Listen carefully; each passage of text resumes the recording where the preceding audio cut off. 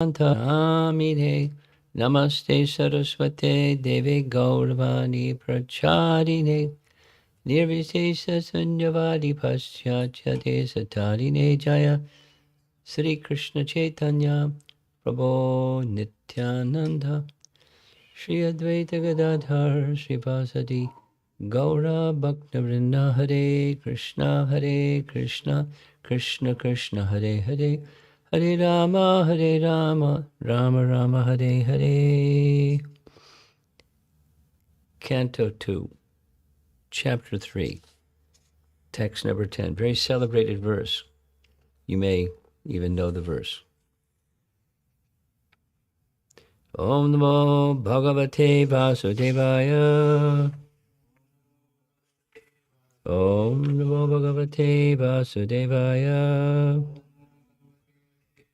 Om Namo Bhagavate Vasudevaya. Akama Sarva Kamova.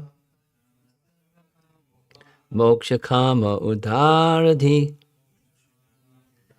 Tivrena Bhakti Yogena. Yajeta Purusham Param. Akama Sarva Kamova. Moksha Kama Udaradhi. Tivrena Bhakti Yogena. Yajeta Purusham Param. Translation: a person who has broader intelligence, whether he be full of all material desire, without any material desire, or desiring liberation, one must, by all means, worship the Supreme Whole, the Personality of Godhead. Purusham Param. Purport by Srila Prabhupada. The Supreme Personality of Godhead, Lord Shri Krishna, is described in the Bhagavad Gita as Purushottama, or the Supreme Personality. It is He only who can award liberation to the impersonalist by absorbing such aspirants in the Brahmajyoti, the bodily rays of the Lord. The Brahmajyoti is not separate from the Lord, as the glowing sun ray is not independent of the sun disk. Therefore, one who desires to merge into the Supreme Impersonal Brahmajyoti must also worship the Lord by Bhakti Yoga, as recommended here in the Srimad Bhagavatam. Bhakti Yoga is especially stressed here as the means of all perfection. In the previous chapters, it has been stated that Bhakti Yoga is the ultimate goal of both Karma Yoga and Jnana Yoga. And in the same way, in this chapter, it is emphatically declared that Bhakti Yoga is the ultimate goal of different varieties of worship of the different demigods. Bhakti Yoga, thus being the supreme means of self-realization, is recommended here. Everyone must, therefore, seriously take up the methods of Bhakti Yoga, even though one aspires for material enjoyment or liberation from material bondage. Paragraph.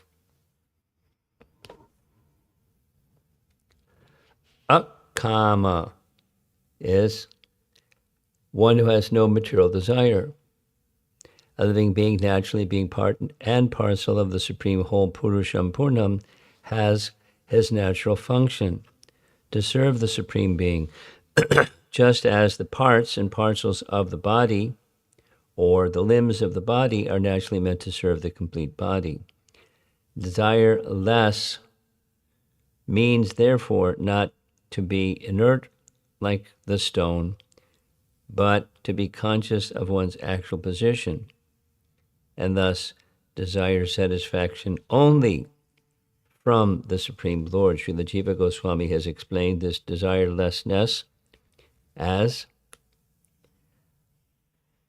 Bhajaniya Parama Purusha Sukha Matra Svasukhadvam in his Sandarbha.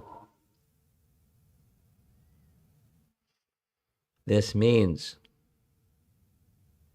that one should feel happy only by experiencing the happiness of the Supreme Lord. This intuition of the living being is sometimes manifested even during the conditioned stage of the living being in the material world, and such intuition is expressed in the manner of altruism, philanthropy, socialism, communism, etc., by the undeveloped minds or less intelligent persons. In the mundane field, such an outlook of doing good to others in the form of society, community, family, country, or humanity is a partial manifestation of the same original feeling in which a pure living entity feels happiness by the happiness of the Supreme Lord. Such superb feelings were exhibited by the damsels of Rajabhumi for the happiness of the Lord. The gopis loved the Lord without any return, and this is the perfect exhibition of akama spirit, kama spirit, or the desire for one's own satisfaction, is fully exhibited in the material world, whereas the spirit of akama is fully exhibited in the spiritual world. Paragraph. Thoughts of becoming one with the Lord or being merged in the Brahmajyoti can also be exhibitions of kama spirit if they are desires for one's own satisfaction, to be free from the material miseries. A pure devotee does not want liberation so that he may be relieved from the miseries of life.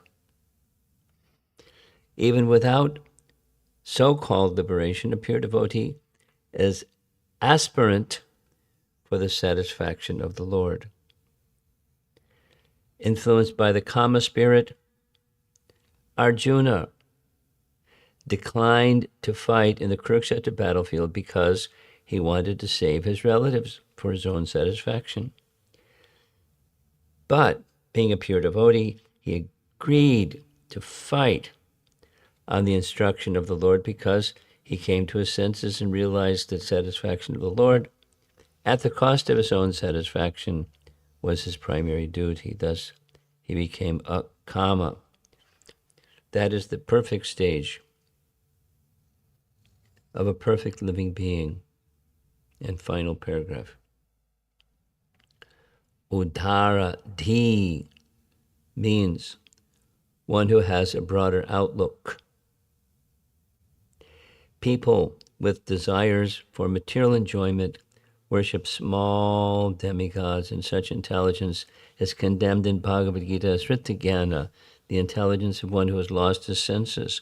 One cannot obtain any result from demigods without getting sanction from the Supreme Lord. Therefore, a person with a broader outlook can see that the ultimate authority is the Lord, even for material benefits.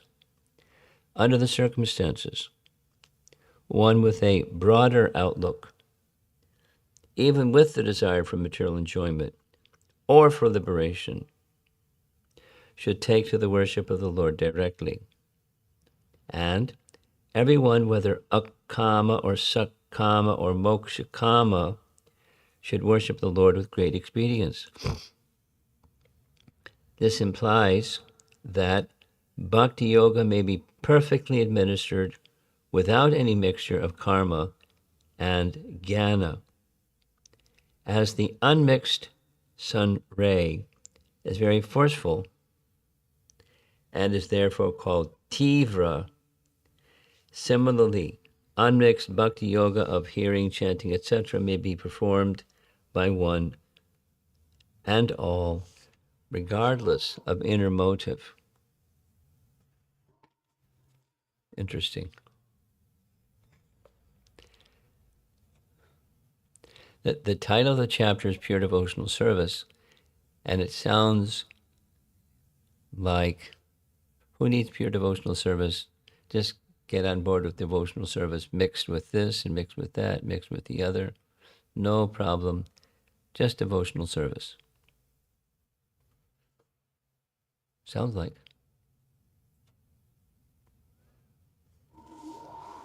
Of course, pure devotional service means unmixed. The devotional service can be mixed. It's classic example. Dhruva. I want a kingdom. And he got his kingdom.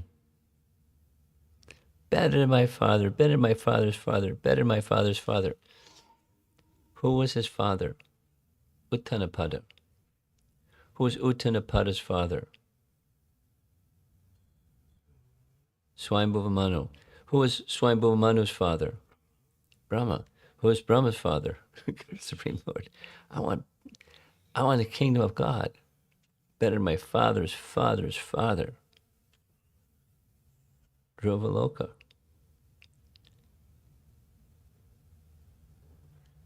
But, Sakama. So, Tivra Bhakti, by one who has Sakama, desire can be filled. Say it as Prabhupada is doing. Conversely, without the sanction of the Supreme Lord, it can't be done. Even something small, medium or big. Sakama, just moksha kama. Moksha kama means kama, a desire for liberation. So, lengthy description. Entering into the impersonal feature of the Supreme is made possible by the Supreme. Supposing you don't have the sanction of the Supreme Person, you can't.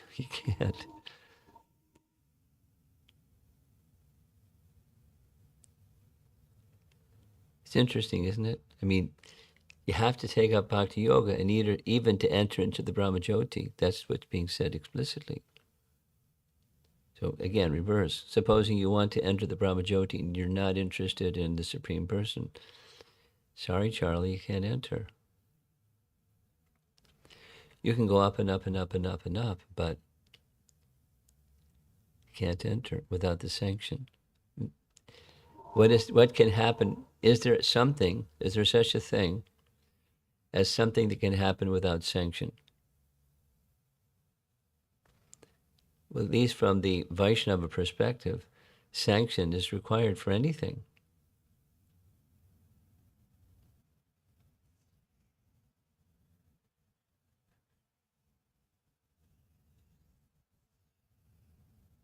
So why not also the Brahmajyoti?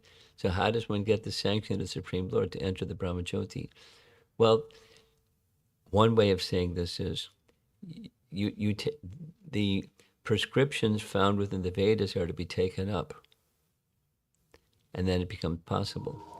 But to take up prescription of the Vedas, in one sense, means accepting the source of the Vedas and the source of the Vedas. So indirectly, not directly, indirectly, it's submission to the Supreme Lord, even to enter the Brahmajyoti or anything that is within the Vedas comes from the Supreme Lord. So taking the Vedic process indirectly is submission to the Supreme Lord. Now, submission to the Supreme Lord and bhakti are different. Bhakti, specifically, there's this reference from Sandarbhas. It's a nice reference. Bhajaniya, bhajan, engaging in service. For what purpose? Parama Purusha Sukha, the happiness of the Supreme Person. Parama Purusha Sukha. Bhajaniya, Parama Purusha Sukha, Matra Sva sukhatvam. Sva sukhatvam. One's own happiness. Sva sukhatvam. One's own happiness is the Parama Purusha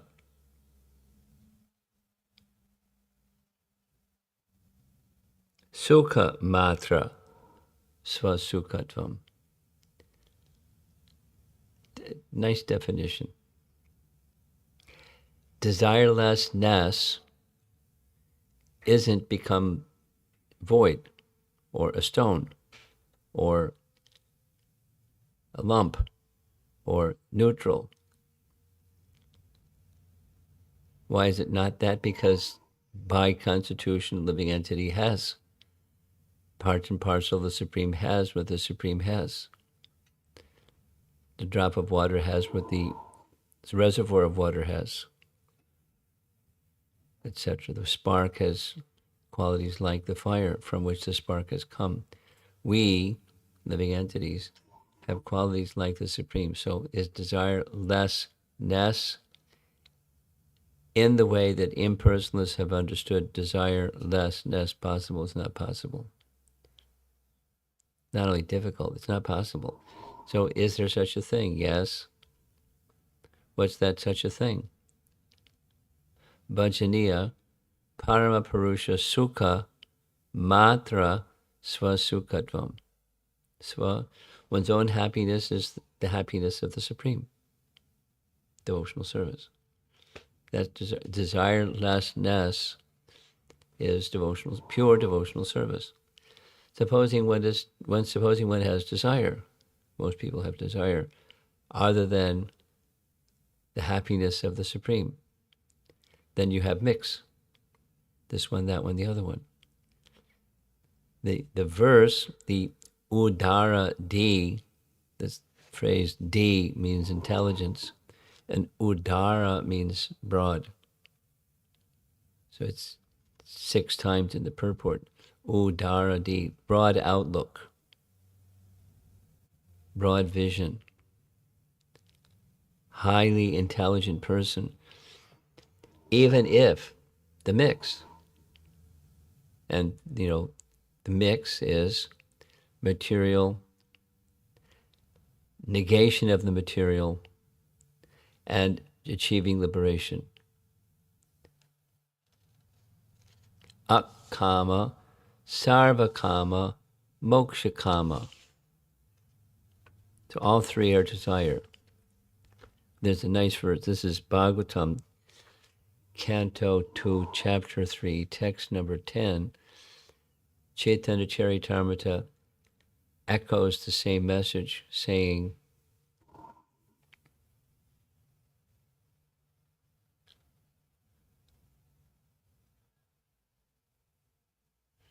one who has these desires, the mind becomes agitated. What's the verse?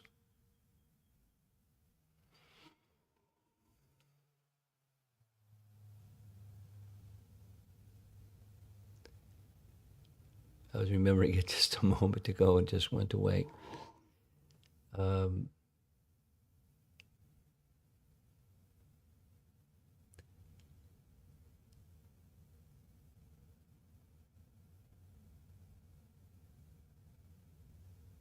It'll come back. The position of desire is of the soul, because we're part of the Supreme. If one wants material desire, the mind becomes agitated. If one wants to become moksha, freed from material existence, that's another desire. Is there a position that's a third position?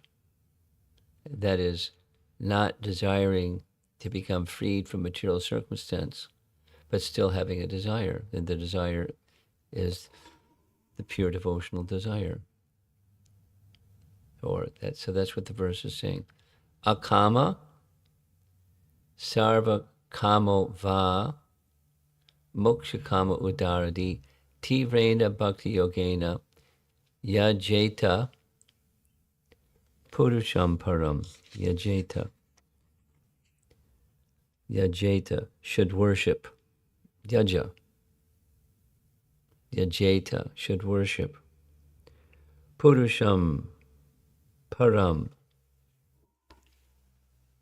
So, chapter 3 of Canto 2 is on the topic of pure devotional service, and it's the platform of transcendence. It's the platform of being connected with Purusham Purnam, even if there's a mix. Because by approaching Purusham Purnam through the meaning of Tivra Bhakti, then the mix becomes purified, as happened with Dhruva. Or someone who wants liberation.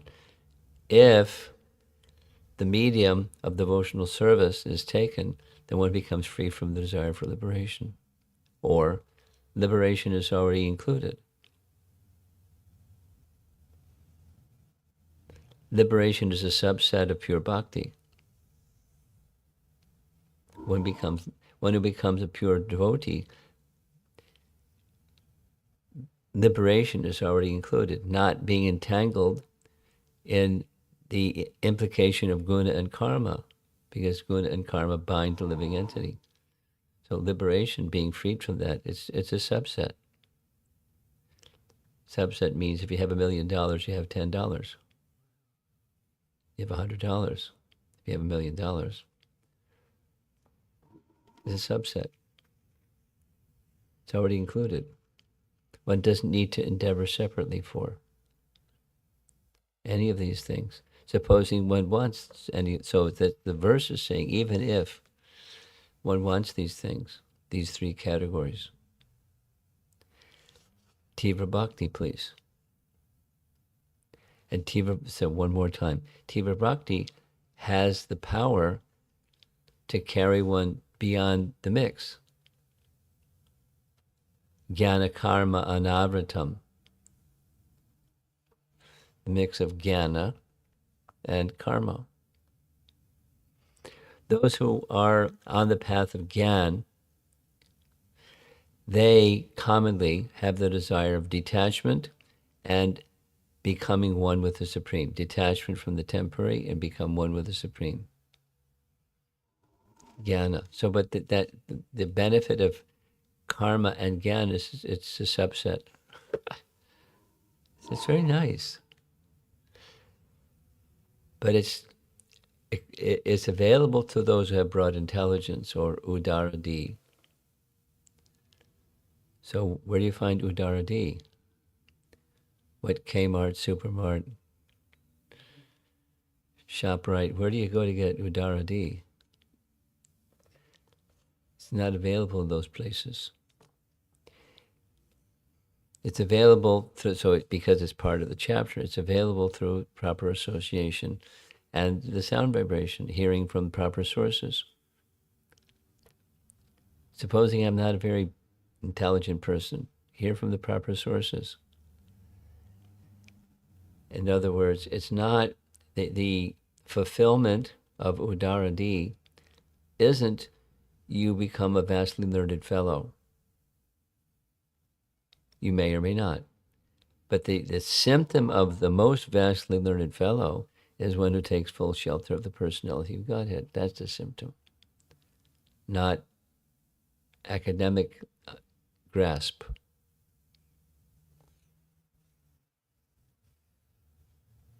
That's the Bhagavatam's teaching.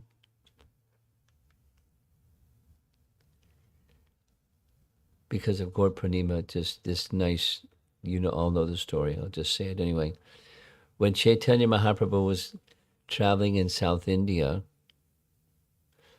ostensibly looking for his brother Vishwarup, one of the places he passed through was Sri Rangam, and he stayed there for 4 months of the rainy season. And one day when going to see the deity of Ranganath, he passed by a Brahmana who was reading Bhagavad Gita and crying. So Lord Chaitanya asked the Brahmana, what is it you're reading that's causing you to cry like this? And the Brahmana said, please don't tease me. This isn't nice. You're an elevated sannyasi and you shouldn't teach an old Brahmin. You shouldn't tease an old Brahmin. I'm not teasing. I just want to know. And the man could understand. He was, there's the purity and genuineness of Chaitanya Mahaprabhu. So he said, I'm illiterate. And even though I'm illiterate, my spiritual master said that I should read Bhagavad Gita every day. So to carry out the instruction of my spiritual master, I sit here and just mumble because I can't understand the words because I'm illiterate. Well, if you're illiterate, then why are you crying reading Bhagavad Gita?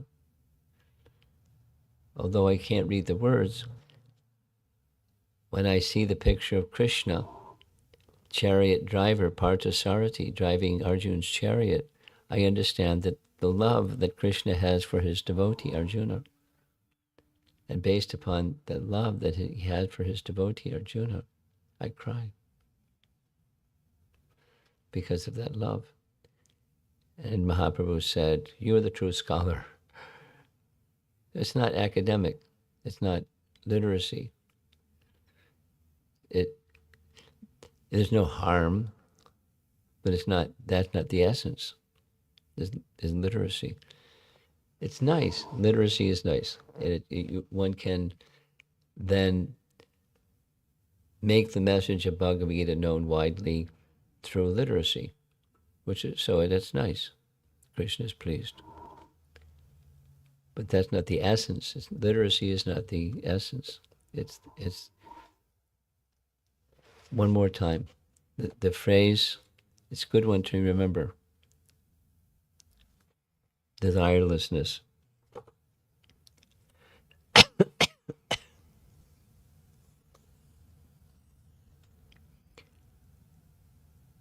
There it is.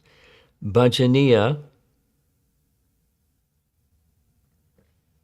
Parama Purusha Sukha Matra Svasukhatvam. Desirelessness. The happiness of the Supreme Lord is everything. And my happiness is the happiness of the Supreme Lord. I don't have a separate desire. That's pure devotee, or the standard of desirelessness, the akama standard.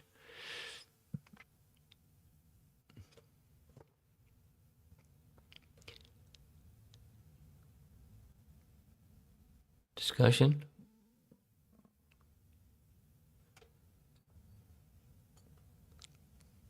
Before that, Trupti Narayan Prabhu, he sent the shloka from Chaitanya Charitamrita. Bhakti Mukti Siddhi Kami Sakale.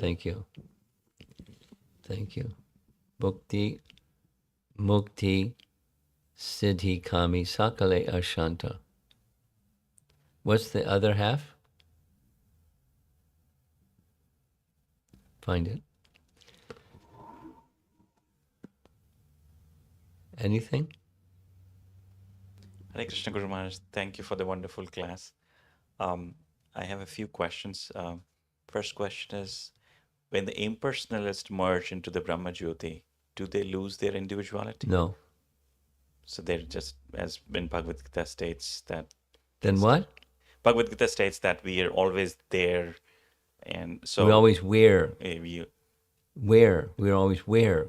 Like in chapter 2, Krishna says that he was always there, Arjun was always there, so... Oh, we're always existing. Yes. Okay, yeah. So you're confirming in Krishna's words. Yes. My understanding is that individuality is suspended or suppressed like in anesthesia.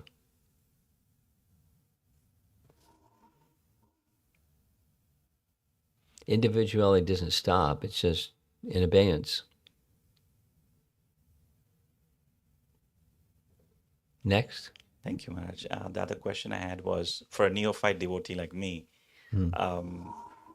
is it okay to desire for liberation to Golok Vrindavan or just pure devotional service? I mean, it's not okay. The question is it okay? Certainly it's okay.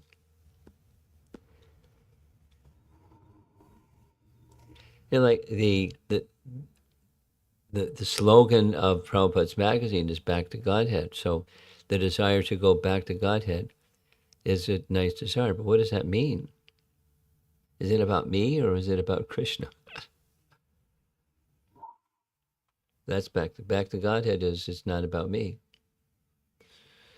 But someone may not start in that position. They may start, I want. Other than Krishna's happiness, it's about me. Well, that's okay. It's not. Is it not okay? It's okay.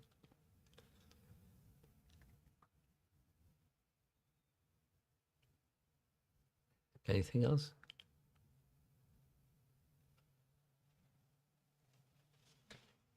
Hare Krishna Maharaj. We said that in the case of Dhruva, he has a desire to get the more than what his father has. We Big talk about kibble, that. yeah.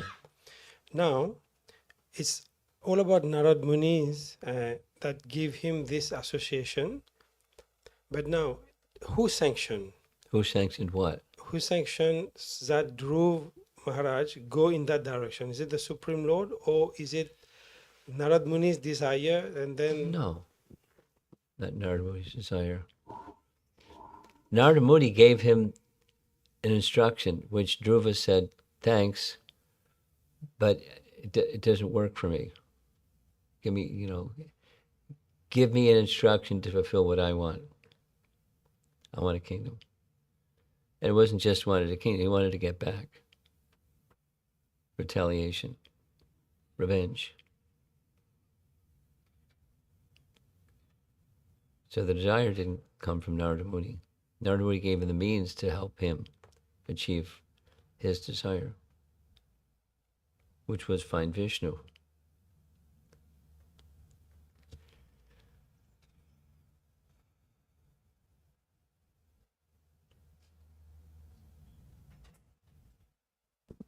Hare Krishna Maharaj, I have a quick question regarding the last statement in the purport. It says that as unmixed bhakti yoga of hearing, chanting, etc., may be performed by one and all regardless of inner motive. Yes. So I'm having a difficult time understanding what is unmixed bhakti yoga, because how can you have different motives and still have unmixed bhakti yoga? But how is by Tivra Bhakti, the mix gets cleansed. Clear? I'll expand. Suppose, Dhruva. I want a kingdom. My mother told me, you want a kingdom like that? Vishnu. I want a kingdom. Vishnu just happens to be in the picture because he can give me the kingdom. So by Tivra Bhakti, he became free from, I want a kingdom. He reached pure devotion through the medium of Tivra Bhakti, under the direction of Narada. Is it clear? And take the other, and Gyan, karma and Gyan. I want liberation. I want to get out of this. This place is cuckoo. I've had enough. Let me out. Anyway, so one can become free from that aspiration for liberation by attaining the shelter of the personality Godhead, because liberation is included, but one is at that stage no longer propelled by I want liberation. The mix become purified by Tivra Bhakti. So your question was, what is pure bhakti? Supposing we're in the mixed, should we aspire for pure bhakti or just aspire for mixed bhakti and it'll take care of itself? We aspire for pure bhakti. But Uddaradi, this verse is saying, supposing it's like, I get it, I'm supposed to become free from these desires, but I got these desires.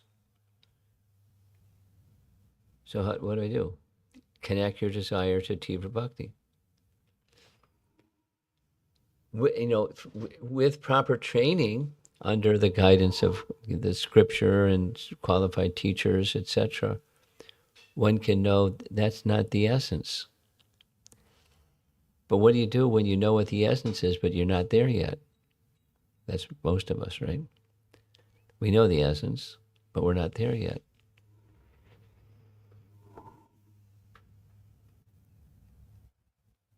So therefore, proper guidance of a qualified spiritual master is important, so that we can know, whether to turn left or turn right or pause. The scripture principle is here. It's Tivra Bhakti. Whichever you go, left, sideways, or up or down, or this way, that way. Tivra Bhakti, please.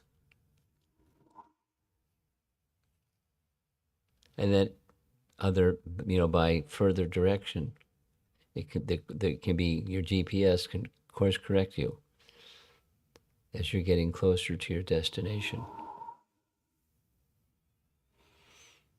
Just know what the destination is.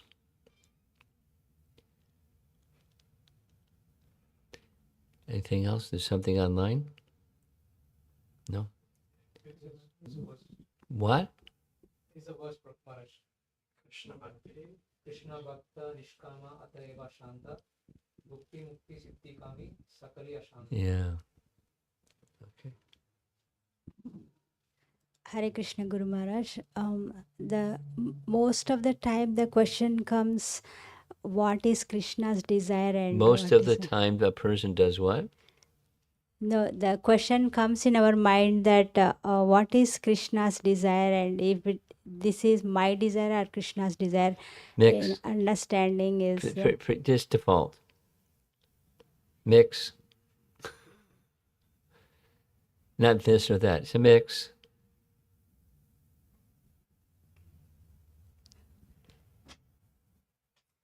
Easy. Now what? When you know that it's a mix, then what? Inquire. A and B. How do I become free from the mix? And what's Krishna's desire? Supposing we know, but we're not there yet, which is most of us, right? Same point. We accept I'm not there yet, pretend or cosmetically paint over the fact that we're not there yet. We're not there yet. That humility of a Vaishnava is one of the crowning qualities of a Vaishnava. And we go forward acknowledging I'm this mixed entity. And I've understood unmixed is preferred than mixed. Now, what are the measures that I can take to become free from the mix? Tivra Bhakti. There are different ways we're just taking the message of the verse. Offenseless chanting, or, service without, anyway, so they're different, fill in the blank in different ways.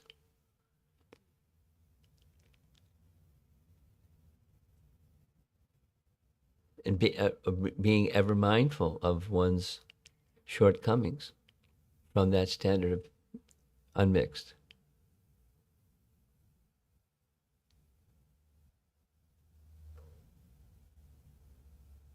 So back to your question, how do we know? Mixed. Default. There's something, and there's something.